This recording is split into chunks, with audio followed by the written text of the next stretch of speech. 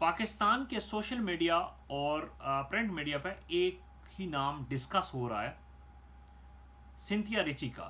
وہ کون ہے، پاکستان میں کتنے عرصے سے کام کرتی ہے، اور اس کا بیک گراؤنڈ کیا ہے، اس پہ میں بات کروں گا۔ لاہور کے اندر ایک واقعہ ہوتا ہے، ملک ریاض کی بیٹیاں ایک عظما خان کے گھر میں جاتی ہیں، وہاں گالی گلوچ دیتی ہیں، تو ایک جملہ وہاں کہتی ہیں۔ وہ جملہ کیا ہوتا ہے؟ وہ جملہ یہ ہوتا ہے کہ وہ اپنے باڈی گارڈ کو یہ کہتی ہیں، اس کو ہاتھ لگاؤ، اس کو چھوؤ، میں دیکھتی ہوں یہ کون ہوتی ہے، یہ کیا کرتی ہے۔ اس جملے کے اکاؤنٹر میں سنتھیا ریچی نے ایک ٹویٹ کیا۔ اس نے کہا کہ بے نظیر بھٹو جب آصف علی زرداری کی گرل فرینڈ ہوتی تھی تو ان کے ساتھ بھی اپنے باڈی گارڈ لے کے وہاں ان کا ریپ کراتی تھی اور وہ کھڑی وہاں موجود رہتی تھی۔ جب یہ ٹویٹ آتا ہے تو پیپل پارٹی میں آگ لگ جاتی ہے۔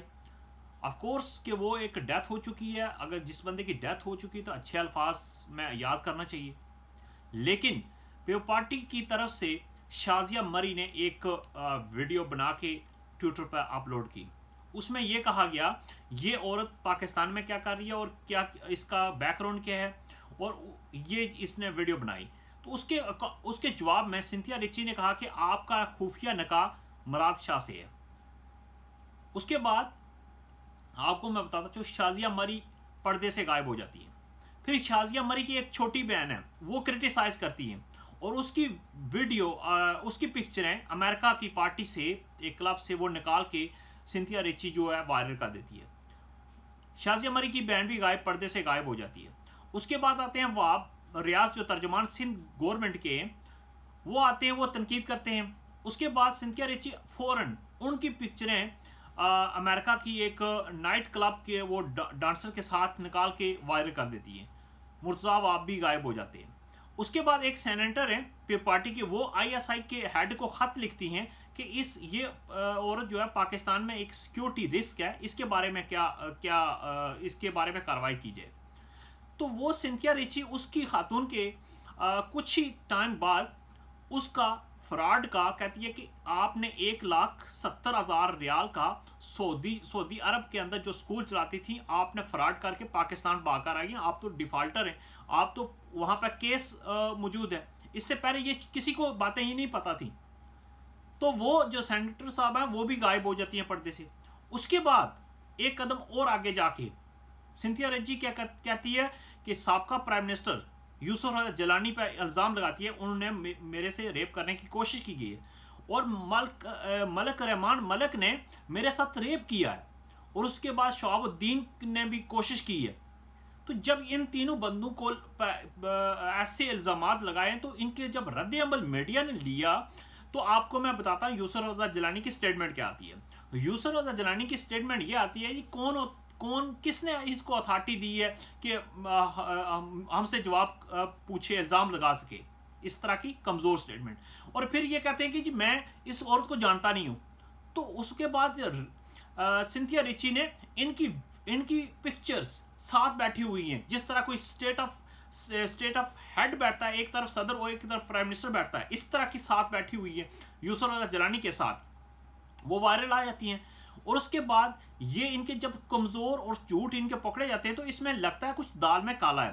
شہاب الدین سے جب پوچھا گیا، بیرسٹر احتشام نے، اینکر پرسن نے، انہوں نے کہا جی آپ کتنی دفعہ ان کے ساتھ ملے؟ انہوں نے کہا جی میں 1 دفعہ ملا ہوں۔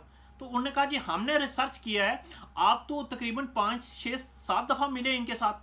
وہ کہتے ہیں جی ہاں مجھے یاد نہیں رہا، اس طرح کی آئیں بائیں شائیں کرنے لگے۔ تو اس سے صاف ظاہر ہوتا۔ پھر کیا کیا رحمان ملک نے اپنی خبر جو ہے وہ ذرائع کے ذریعے چلائی گی، اس میں میں اس کے خلاف جو ہے انتقامی کارروائی کروں گا، کورٹ میں جاؤں گا۔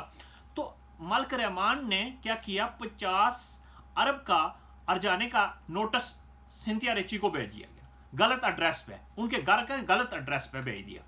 سنتھیا ریچی نے کیا کیا، سنتھیا ریچی نے یہ کہا کہ اگر مجھے یہاں نہ انصاف ملا تو میں جو ہے انسانی حقوق کی جو عدالت، انٹرنیشنل عدالت ہے، میں اس میں کیس کو لے کر چلی جاؤں گی، وہاں پہ میں ریکویسٹ کروں گی کہ جھوٹ پکڑنے والی جو مشین ہوتی ہے وہ میرا ٹیسٹ بھی کیا جائے اور رحمان ملک کا بھی کیا جائے۔ تو رحمان ملک جب یہ سن کر وہ بھی پردے سے غائب، اور دوسرا یہ چیز ہوا کہ اس نے بے نظیر بھٹو کا قتل کی جو دستان ہے وہ بھی کھول دی ہے. اور میں آپ کو سنتھیا ریچی کے بارے میں بتاتا ہوں کہ یہ عام عورت نہیں ہے, یہ پاکستان کا لفافہ جرنلسٹ نہیں ہے, یہ پاکستان کے وہ صحافی نہیں ہے جو ایک بات کرتے ہیں دوسری طرف وہ منافق رویہ جو اختیار کرتے ہیں, جس طرح عامر میر ہے. گلالائی جب نے ویسے کیے تھے تو اس وقت کہتا تھا انکوائری کرو, اب کہتا ہے کہ انکوائری نہ کرو, یہ چھوڑو, اس کو چھوڑ دو. عارف نظامی بھی یہی کہتا ہے. یہ ہمارے میڈیا کا کلاس ہے, یہ ہمارے میڈیا کی ان کی عزت یہی ہے. سنتھیا ریچی جو ہے وہ کیلیفورنیا کی رہنے والی ہے. اس نے 4 ماسٹر کیے اور 2 سبجیکٹ میں اس نے دو جو سبجیکٹ ہیں اس میں ڈگری حاصل کی ہے. وہ قانون کی ڈگری اس کے پاس ہے, نفسیات کی ڈگری اس کے پاس ہے, تعلیم کی ڈگری اس کے پاس ہے, اور پبلک عامہ کے تعلقات کے ساتھ اس کو وہ بھی ڈگری اس کے پاس ہے, اور اس کے بعد طب کی بھی اس کے پاس اس کی ڈگری اس کے پاس ہے. اتنی پڑھی لکھی عورت.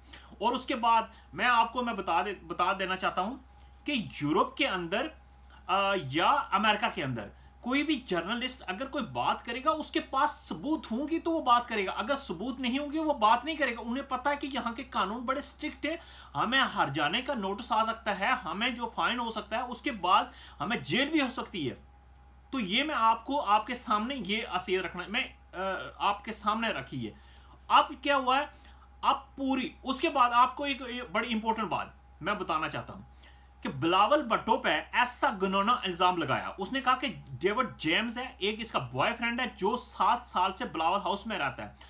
سعید غنی سے جب سوال پوچھا گیا تو سعید غنی نے اس کی تردید نہیں کی, بلکہ اس کو کہا کہ جو ڈیوڈ جیمز ہے وہ اس کا بلاول کا ڈاکٹر ہے. آپ سن لیں کہ ایک اس طرح کی الزام لگے پارٹی پہ, اور اس کے بعد اس نے کہا کہ میرے پاس اور لوگوں کے بھی مواد موجود ہیں.